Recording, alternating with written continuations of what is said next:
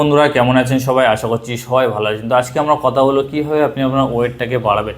Wait বাড়ানো কিন্তু একটি সহজ বিষয় নয়, বিশেষ করে যারা অ্যাথলিট, ফুটবল খেলেন বা খুবই দৌড়দৌড়ি করেন, সুইমিং করেন বা যারা খেলাধুলোর মধ্যে আছে তাদের কিন্তু ওয়েট খুবই কম বাড়ে বা তাদের ওয়েট গেন করা কিন্তু খুবই একটি কষ্টকর বিষয় বা ওয়েট গেন হতে চান।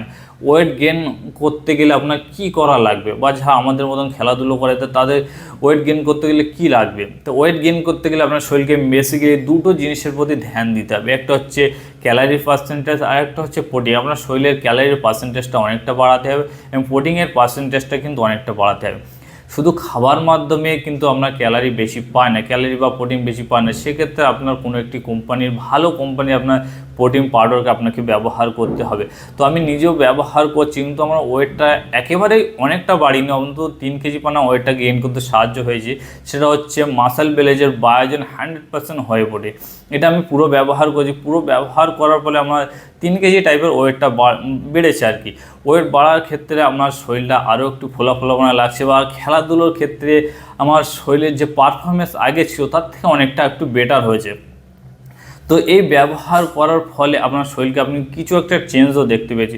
যদি এর প্রাইজের কথা বলি বা এর কি আছে এর মধ্যে যেটা আপনার শরীরটাকে অনেকটা মজবুত করেছেন বা আপনার ওয়েটটাকে গেইন করতে সাহায্য করেছেন বা আমার নিজের ওয়েটটা গেইন করতে সাহায্য করে।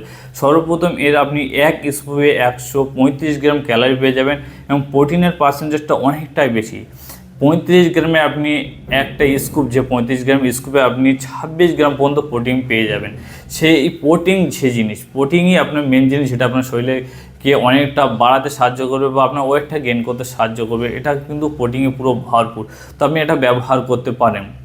বা আপনি কখন ব্যবহার করবেন বা খেলাধুলো করছেন, খেলাধুলো করার পরে ব্যবহার করবেন, বা যারা জিম করছেন বা জিম করার পরে আপনি এটা ব্যবহার করুন। জিম করার পরে ব্যবহার করলে বা খেলাধুলো করার পরে এটা ব্যবহার করলে কিন্তু আপনার বুঝতে পারবেন বা আপনি কীভাবে আপনার ওয়েটটাকে গেন করছেন বা গেন হয়েছে এটুকু আপনি বুঝতে পারবেন।